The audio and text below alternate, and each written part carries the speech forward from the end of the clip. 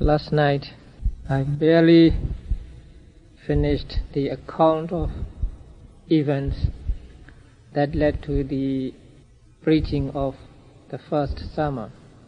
At one point I said that Buddha took the journey to where the 5 disciples were staying on foot because he wanted to meet an ascetic on the way, and I did not elaborate on it.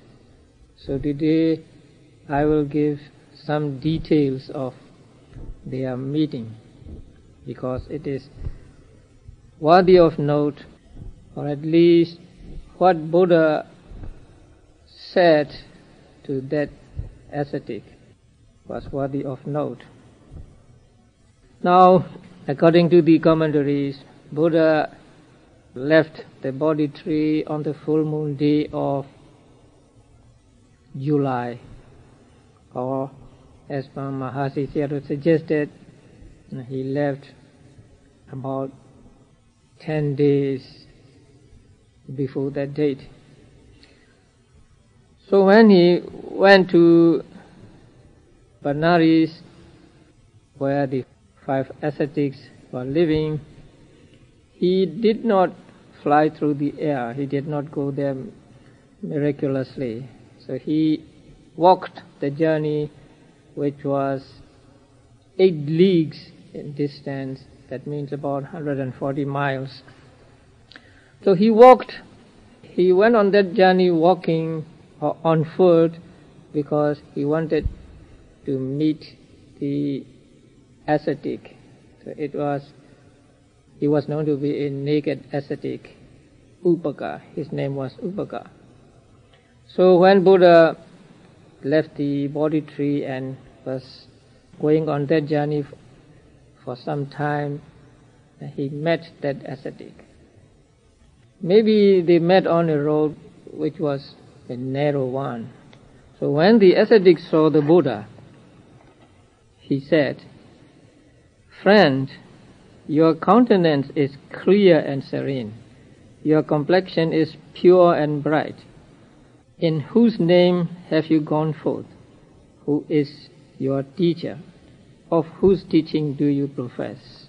So he asked these questions to the Buddha. So, you look fine, you look calm and serene, and you look happy. So in whose name have you gone forth, and who is your teacher, and whose teaching do you like? Then the Buddha replied, "I am one who has overcome all. I am one who knows all. I am detached from all things.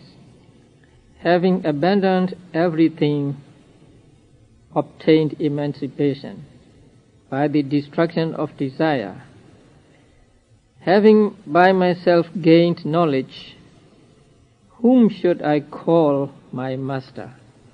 Now, Buddha said this in verse, and so the first what Buddha said was Sabba Bibhu, and the translation is, "I am the one who has overcome all." Who has overcome all means who is the Lord of himself.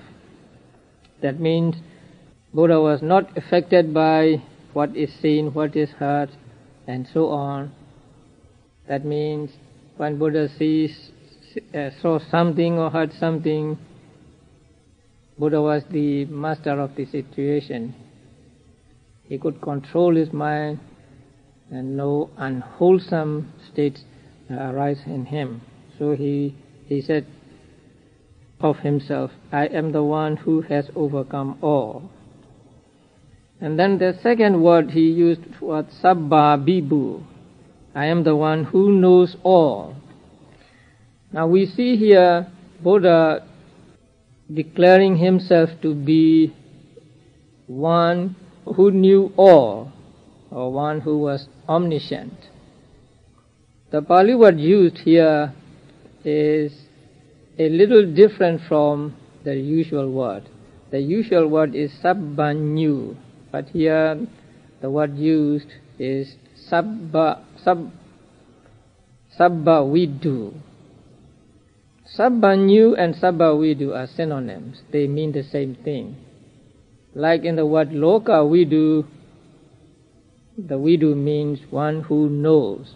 So sabba vidu and sabba new mean the same thing. Here the unusual word sabba vidu was used because Buddha was speaking in a verse, and so the rules of meter have to be complied with. So the rules of meter requires 4-syllable word here. So the Buddha used the word sabba vidu instead of sabba new, which is of only 3 syllables. Now it is important to note that Buddha here claims to be a sabba vidu or a sabba new, a knower of all. In some discourses, Buddha denied being a sabba new at all times. Somebody asked him whether he was a sabba new at all times or always, and Buddha denied that. So that means it was impossible for anybody, whether the Buddha or not, to know everything at once and to be knowing everything at all times. So that is why Buddha denied that. But many people nowadays took that to mean that Buddha denied omniscience altogether. But now we see that Buddha was claiming to be a knower of all. So we can say that Buddha did not deny being an all-knower or being a sabbanyu. And then he said, I am detached from all things. I am not attached to anything. Having abandoned everything, so Buddha has abandoned all mental defilements and obtained emancipation by the destruction of desire. So Buddha had eradicated not only desire but all mental defilements, and so he had obtained emancipation. Having myself gained knowledge, whom should I call my master? Or literally translated, it means, say, having known by myself, whom should I point out? That means to point out as a teacher. So by this saying, Buddha was declaring that he had no teacher. In the next verse, Buddha was more explicit, because there he said, I have no teacher. One like me is not. That means there is no one equal to me. In the world of man and gods, none is my counterpart, or there is no one who can compare with me. So in this verse, Buddha said, I have no teacher, and there is no one like me, so I am the best of all beings. Now, here Buddha saying, I have no teacher, seems to conflict with the fact that he approached 2 teachers after he renounced the world. But we must understand that here Buddha meant that he had no teacher in this practice which led to the final deliverance from all mental defilements and suffering. Or briefly, he had no teacher in his quest for Buddhahood. So those 2 teachers could teach him to some extent, and their teachings are not helpful to him for his quest for Buddhahood or enlightenment. So in the case of reaching Buddhahood, he had no teacher. So he discovered the middle way by himself, and he practiced himself, and he got the best results of that practice. So Buddha here said, I have no teacher. Then the ascetic, his name was Upaka. So he wondered whether the Buddha had gained the arahantship. So the Buddha said, I indeed am the arahant in the world, the teacher with no peer, the sole Buddha, supremely enlightened, all passions extinguished, I have gained peace, Nibbana. Now in this verse Buddha said, I am the Arahant. Now in Pali literature and Pali sutras, we often find the word Arahant. In its wider sense, Arahant means just anyone who has killed the mental defilements, who has eradicated mental defilements. So the word Arahant means what we call Arahants and also the Buddhas. So here Buddha said, I am an Arahant. And in the 9 attributes of the Buddha, the first one is Arahant. So the word Arahant can mean Arahants who are disciples as well as the Buddha. But in its narrower sense, the Arahant means the disciples of the Buddha and not the Buddha. And that narrower sense was used more frequently than the word in a wider sense. So Arahant can mean the disciple of the Buddha who has eradicated mental defilements like himself, or it can mean the Buddha himself. But there is difference between the enlightenment of the Arahants or the disciples and the Buddha, or in the eradication of mental defilements. Now it is said that Buddhas eradicate mental defilements altogether without any residue whatsoever. But the Arahants can eradicate mental defilements, but they are unable to get rid of some kind of residue of the mental defilements. Not really mental defilements remain with them, but some residue or something like a smell of them remains with them. So Buddha is often compared to, it's not so good to compare Buddha with a beer bottle. So Buddha was like a beer bottle, cleaned completely so that there is not any trace of a smell of beer. And the Arahants are like a beer bottle which is empty, but in which there still lingers the smell of it. So that is the difference between the Buddhas and Arahants. And the other difference is Buddhas possess omniscience, while Arahants do not, and so on. So here Buddha said that I am an Arahant, the teacher with no peer, so I am the best of the teachers. And Buddha said, I am the only supremely enlightened one. So that means there can be only one Buddha at a time. There can be not 2 or 3 Buddhas at a time. So here Buddha said, I am the only Samma Sambuddha.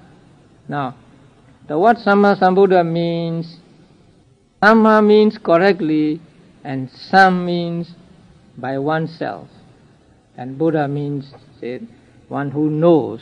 So Samma Sambuddha means correctly and self-knowing person.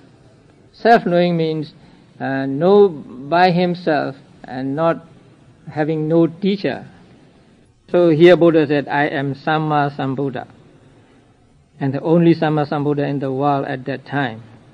Now we just call him the Buddha, but if we are to use the epithet, then we should call him Samma Sambuddha. And all passions extinguished, I have gained peace and Nibbana. So Buddha said this. And then the ascetic asked him where Buddha was going and on what purpose. And the Buddha said, I am going to the town of Kasi to set in motion the wheel of Dhamma. In the world of blind beings, I shall beat the drum of the deathless. So I am going to beat the drum of deathless. So I am going to Kasi to preach the discourse called setting in motion the wheel of Dhamma. Then the ascetic said, "By the manner in which you profess yourself, are you worthy to be an infinite conqueror?" He used the word Pali word jina. Now this ascetic was a disciple of a religious teacher who was known also as Jina. In the Pali books, he was known as Nigantha Nata Buddha. But in other faiths, he was known as Mahavira and also as Jina. So the ascetic thought that the Buddha would also be a Jina. A Jina means a conqueror. So he asked, "Are you worthy to be an infinite conqueror?" And the Buddha said, "Those are the conquerors who, like me, have reached the extinction of cankars. Those who have reached to the extinction of cankars, like me, are real conquerors. I have vanquished all thoughts, ideas, notions of evil, sinfulness." That means I have conquered all unwholesome states.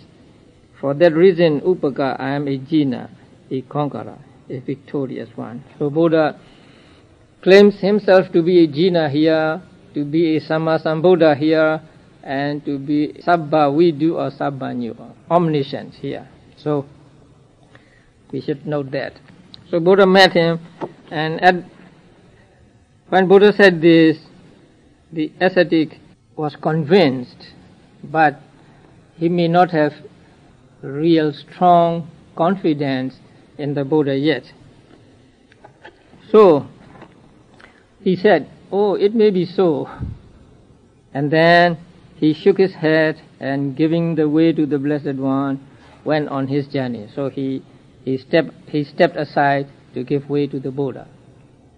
Now, that meeting was very important for that ascetic. That is why Buddha went the journey on foot. Sometime after meeting the Buddha, that ascetic fell in love with a woman, the daughter of a hunter, and he disrobed and he got a child. So after getting a child, his wife made jokes about him. After some time he got tired, and so one day he could take it no longer, and so he said, don't think that I am alone. Say, I'm an ex-monk, I'm alone. I have a friend who is called Gautama. I met him a few time ago, and so now I am going to him. I will leave you behind. So he went out, leaving his wife and child behind, and went to the Buddha. So he met the Buddha, and then Buddha ordained him, and then he practiced meditation, and he became an anagami, non-returner. That means he reached the third stage of enlightenment.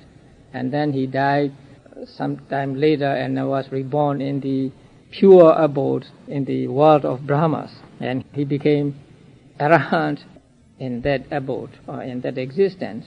So it was to benefit that upaka that Buddha went from Bodhi tree to Kasi, say 18 yojanas away on foot. So Buddha went on his journey and reached the place where the 5 disciples were living. And the place where the Buddha preached this sermon was called Deer Park. It was a place where deer and maybe as other animals can roam about harmlessly, or a sanctuary for deers. And it is also called Isipatana. That means the landing place of sages. So it is said that many Pajjika Buddhas came from Himalayas to Benares, and they flew through the air, and they always landed at that place, and also they took off from that place. So that place was called Isipatana. Although it seemed like a forest during the time of the Buddha, nowadays there were not many trees and just plains and fields found there. So at that place Buddha was able to convince the 5 disciples of his having become the Buddha, and so they sat down and was ready to listen to what the Buddha had to say. So Buddha began his discourse with, "Monks, one who has gone forth from the worldly life should not indulge in these two extremes. Now, what are these two extremes? One is devotion to sensual pleasures, and the other is devotion to self-mortification. Now, why did Buddha begin with the statement of these two extremes? It is not explained in the commentaries, but I think that these two extremes are still fresh in his memory, especially the self-mortification one, because he had just got out of the practice of self-mortification and became a Buddha. So it was fresh in his memory, and also somebody who had been on a wrong path for some time and then discovered a right path would want to tell other people about the wrong path and the right path. So I think that is why he mentioned these two extremes at the beginning of the sutta, of the discourse. And the other reason I think is that Buddha had to be straightforward about these two extremes, because the 5 disciples were believers in the practice of self-mortification, and so they may still have confidence, or they may still have admiration for the practice of self-mortification. So if they still held such views, then they may not be receptive of his teaching he was about to give. So maybe he wanted to hit them on the head by telling that what you had been admiring is just another wrong way. So when they heard these two extremes, they may want to know, okay, these are two extremes, what is the right one? So Buddha talked to them the right one. So these two extremes, the one is indulging in sensual pleasures, and the other, devotion to self-mortification or self-torture. And these two extremes, the Buddha or the Bodhisattva practiced before he became the Buddha. So for 13 years, he followed the path of sensual pleasures. He was a prince, and he was surrounded by 40,000 women, and he said he was delicate, and he used the best clothes and the best perfumes and unguents, and he used the best food and so on. So he was leading a life of luxury during these 13 years. So he had actually followed or pursued this path of sensual pleasures for 13 years, but he did not get any nearer to his goal of becoming a Buddha. Then after that, he renounced that life of luxury and then went into the forest and practiced self-mortification. So he was going from one extreme to another. So the one is too lax, but the other is too rigorous, too painful. So he practiced these painful austerities for 6 long years, and it was only about 2 months that he had got free from this path of self-mortification. So during the time of the Buddha, there were people who believed in just enjoyment of sensual pleasures. They said the purpose of life is to enjoy, and to enjoy as much as possible, and to enjoy at every opportunity. It is no use wasting time on saying that the world is full of suffering or whatever, because they said we do not avoid eating fish because there are bones in the fish. So according to them, the people should enjoy the pleasures, sensual pleasures, as much as they can, as often as they can, and that is the purpose of life. And the same view may be prevalent at these modern times too. So most people want to enjoy life or enjoy sensual pleasures, and I think in this respect the modern people are pretty much the same as those people in the long past. But Buddha said about this first path, the path of enjoyment of sensual pleasures. Buddha said this path is base and it is vulgar. Now, when describing the first extreme, Buddha used the adjectives base or Pali word hina, and then another word kama. So Buddha described this extreme, this enjoyment of sensual pleasures as base or inferior. And he also described it as vulgar. So vulgar means it is the act of village people, or it is the act of town people, it is the act of those who are not recluses, who are not monks.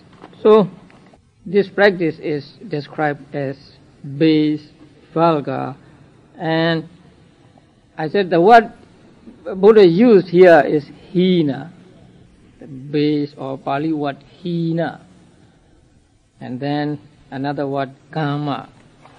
So Buddha described this extreme, this enjoyment of sensual pleasures as base or inferior.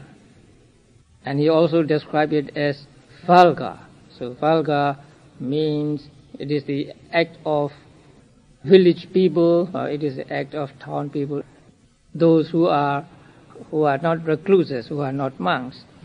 So this practice is described as base, vulgar, and I said the word Buddha used here is hina. So in Pali literature, the word hina is used to mean base, inferior, low, or despicable. That is why I recommend dropping the word hinayana when referring to Theravada Buddhism. Actually, at the Buddhist World Fellowship of Buddhist Conference, I think, which was held in 1950, it was decided that people should drop this, using this word to refer to the forms of Buddhism prevalent in Sri Lanka, Burma, Thailand, Cambodia, and Laos. So here the word used by the Buddha is hina, and it is said to be vulgar because it is the act of, say, common folk or ordinary people. So the pursuit of sensual pleasures does not lie within the province of one who has gone forth from the worldly life. Now, it is a concern of the town folks or village folks. And it is also described as a low and common practice, because enjoyment of sensual pleasures is not conducive to the development of sila, moral purity, or development of concentration and development of penetrative wisdom. Since they do not lead to any development in these spheres, they are said to be low, they are said to be vulgar, and they are said to be base. And Buddha also said that it is not the practice of the noble ones. So indulging in sensual pleasures is not the practice followed by the noble ones. So the noble ones here means actually the arahants. Now, a question arises. There were enlightened persons during the time of the Buddha and also at other times. They were enlightened, but they were not yet arahants. And they led household lives, or they still led household life. They still had, say, children, had wives and husbands and so on. And so what about them? Now it is said that they might enjoy the sensual pleasures to some extent, but their enjoyment is not as bad as that of other persons who had not attained enlightenment. It is best to keep away from them if one is bent on practicing, say, meditation, bent on getting rid of mental defilements. And also Buddha stated that this practice does not tend to one's welfare. That means this practice does not give us beneficial results. So this practice is profitless. That means if you follow this practice, then you will want to indulge in it more and more, and so you will increase what are called mental defilements, especially greed or craving or lust and anger or hatred and also delusion. So as it increases the arising of these mental defilements, they do not tend to our welfare. In fact, they are profitless. So Buddha said that the first extreme is base, is vulgar, is low and common practice, and it is not the practice of the noble ones, and it is profitless. We cannot gain any profit from indulging in the first extreme. Now the second one is the devotion to self-mortification. Now you know about self-mortification. So that is inflicting pain on oneself so as to get rid of unwholesome mental states, so as to get rid of especially attachment or greed. And so people do different things to achieve that goal. See, some stand for a long time, and some put up their arm for a long time, and some do not eat at all for, say, several days. Or there are some who sleep or who lie down on thorns or spikes. And so that way they think that they would be able to get rid of lust or other mental defilements. And Buddha also practiced some of these austerities during the 6 years he spent in the forest. When Buddha described this second extreme, he did not say that it is base or it is vulgar. Buddha simply said that it is painful. It is not the practice of noble ones, and it is also profitless. Because the practice of self-mortification was very much respected in those days, and inflicting pain on oneself to get rid of mental defilements is not low or not base as the enjoyment of sensual pleasures. And so he just said it is painful, it is not the practice of the noble ones, and it is profitless. And also I think not to hurt the feelings of his hearers. He didn't say that it is base or it is low. Now, although this statement is very clear that there are two extremes, one the enjoyment of sensual pleasures and the other self-mortification, it is open to misinterpretation. Now there are some people who say the practice of meditation is also self-mortification. When you practice meditation, you sit, and so you suffer, and sometimes you have pain, or you don't enjoy yourself, then you practice meditation. So the practice of meditation itself is self-mortification, and so should not be followed or should not be done.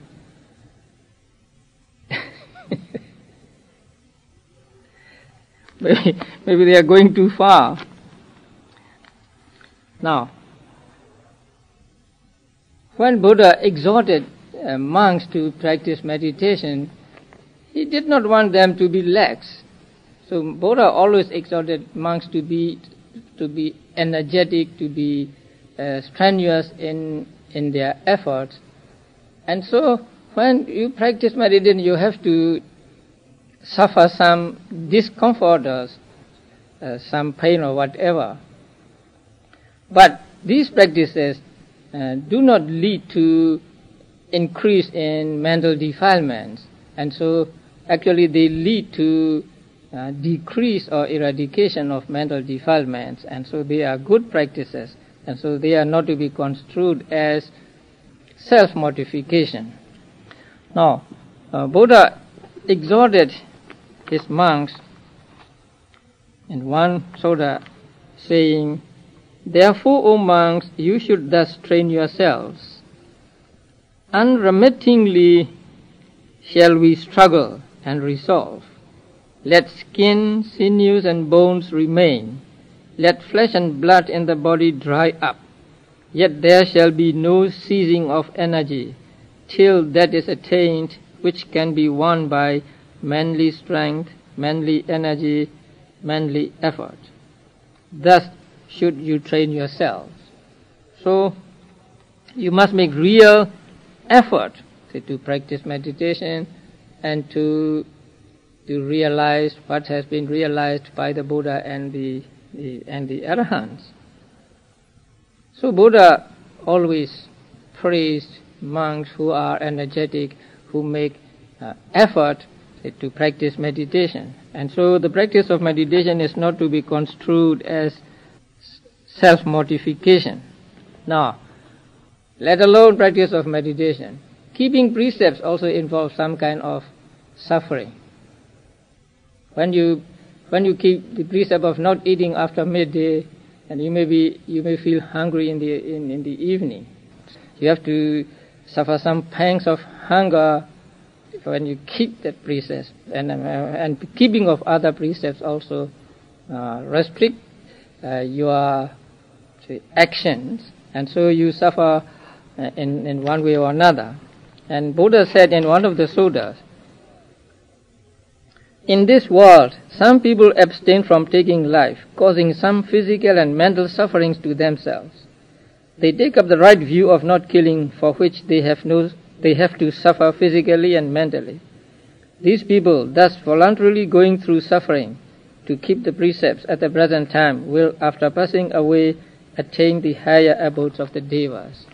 So they suffer a little here, and as a result they will be reborn in the worlds of devas. So some kind of suffering is involved in every good act, and so it is not to be construed as self-mortification, because here what Buddha meant is the kind of self-mortification which leads to nothing, which is profitless. So if it is profit, say if it leads to growth in sila, morality, or concentration or wisdom, then it is a good practice. In one of the suttas, Buddha said, "Monks, in this teaching, a monk, after well consideration, patiently puts up with cold, heat, hunger, thirst, attack by insects and reptiles, effects of wind and sun, accusation and abuses, painful discomfort which arises, painful suffering which is violent, sharp, unbearable, unpleasant, hateful, fearful, which may danger his life even. Beneficial result of such patient toleration of heat, cold, hunger, thirst, attacks of insects, insults, physical discomfort, is non-appearance of taints, impurities, suffering, and burning, which would surely make their appearance, which, if not borne with patience." So Buddha here exhorts monks to bear with cold, heat, and so on, sometimes violent, sharp, unbearable, unpleasant, hateful, and fearful sensations, which may even danger their lives. So even at the risk of their lives, monks are to practice patience.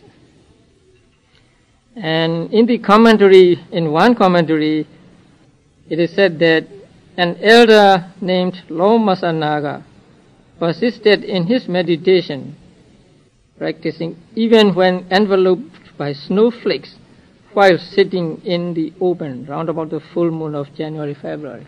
So about the time when it was January, February, he went outside in the open and sat down and practiced meditation. And then the snowflakes began to fall.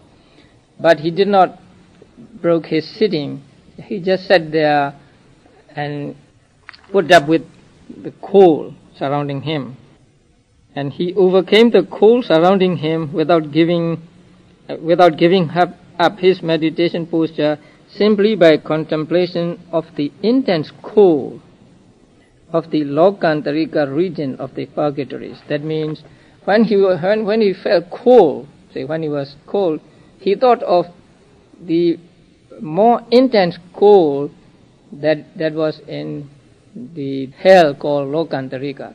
So in that hell, cold was much worse than the cold here, cold from snowflakes. So if I were to die here and then were reborn there, I would suffer much worse. And so, thinking of the cold there, he was able to put up with cold when he was surrounded with snowflakes. So, when practicing meditation, we have to suffer some discomforts or inconveniences, and when we put up with them, we are actually practicing self-control, and so it conduces to growth in morality, concentration, and wisdom. And in another sutta, Buddha praised of a monk. A monk meditates after making a firm resolution, unclinging, I will remain seated, without changing the cross-legged position until the taints have been removed. Such a monk is an adornment of the monastery and the forest, a valuable asset to the forest abode. So, sitting still when you practice meditation and suffering some pain or some discomfort is not to be construed as self-mortification, and so it is all right. The Mahasi Sayadaw concluded by saying, thus, comparatively mild forms of pain, such as stiffness of limbs, heat sensations, etc., should be borne with patience, without changing the original meditation posture. If possible, persistence should be maintained even at the risk of one's life, as it will promote self-control, concentration, and insight. If, however, discomforting pains and sensations reach unbearable magnitude, the body position may be changed, but very slowly and gently, so as not to disturb mindfulness, concentration, and insight. So it is very important. So we put up with pain as much as we can without changing posture, without moving. But if it reaches the unbearable stage, then we have to give up. So we may change posture when it really becomes unbearable. And even when changing, we do not change abruptly, but slowly, so as not to disturb the flow of meditation we are doing. So that is why when you change posture, you change slowly with mindfulness, so that you do not lose mindfulness. Now, there are some people, the misconception is not yet over. There are some people who say, when you contemplate on pleasant feeling, then you are following the first extreme, say, indulgence in sensual pleasures. And when you contemplate on unpleasant feeling, then you are devoted to self-mortification. So you are not to contemplate on these feelings, but just on the neutral feeling. So they said you should concentrate only on the neutral feeling, and that is not correct.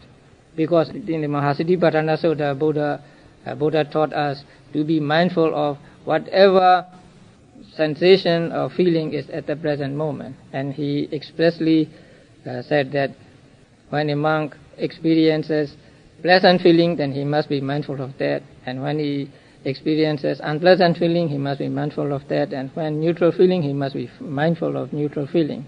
So contemplation on pleasant feeling and unpleasant feeling does not constitute either of these extremes, but it is a middle way taught by the Buddha. Now there is another misconception. One teacher says, when you practice meditation, you should be comfortable, and so you can move as often as you like. You can make changes as often as you like. So when there is a trace of pain somewhere, then you may change your posture.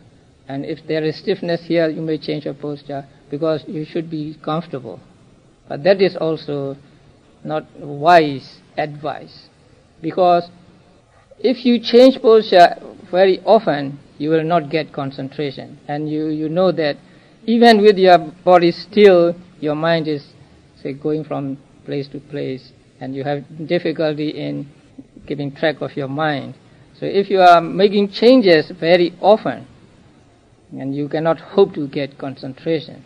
And so you should bear some discomforts, bearable discomforts, when you practice meditation, so as to get stillness of mind, or so as to get concentration. So this passage is open to such misinterpretations, and we are not to get such misinterpretations, but to understand it correctly, so that we are on the middle way, we are following the middle way, and not either of the two extremes. So these are the two extremes. Buddha said, a person who has gone forth should not pursue. Then what about lay people? Should they or should they not follow these two extremes? To some extent, the first extreme, to some extent they may, because as lay persons, say, they cannot give up enjoyment of sensual pleasures altogether. But if they are practicing meditation like you are doing here, then it is imperative that you do not follow that extreme also. Because when you are practicing meditation here, you are like monks. Although you do not wear robes, you are practicing like monks, maybe better than some monks.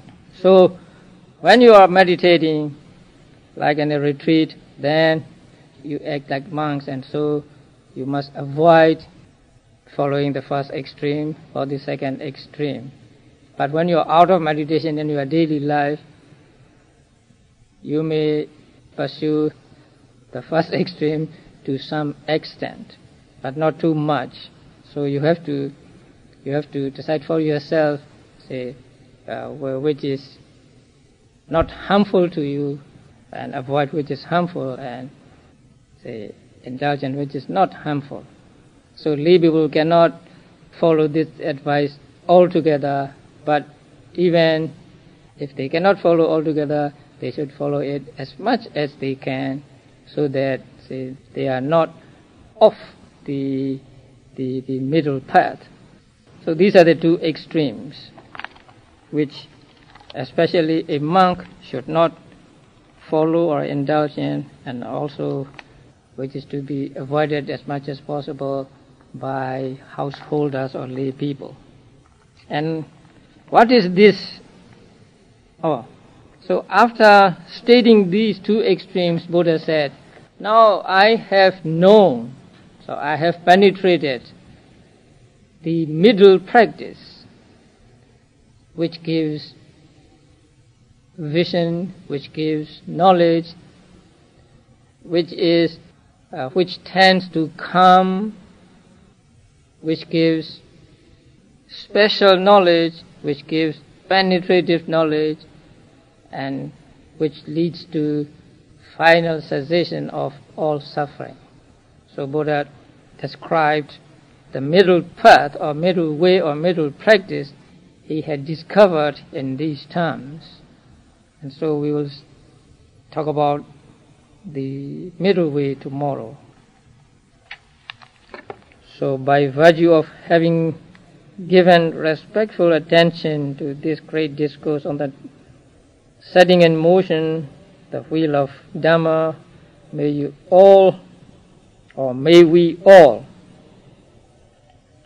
be able to avoid the wrong path, namely the two extremes, and follow the Noble Eightfold Path or the middle path, thereby gaining vision and higher knowledge, which will lead to the realization of Nibbana, the end of all suffering.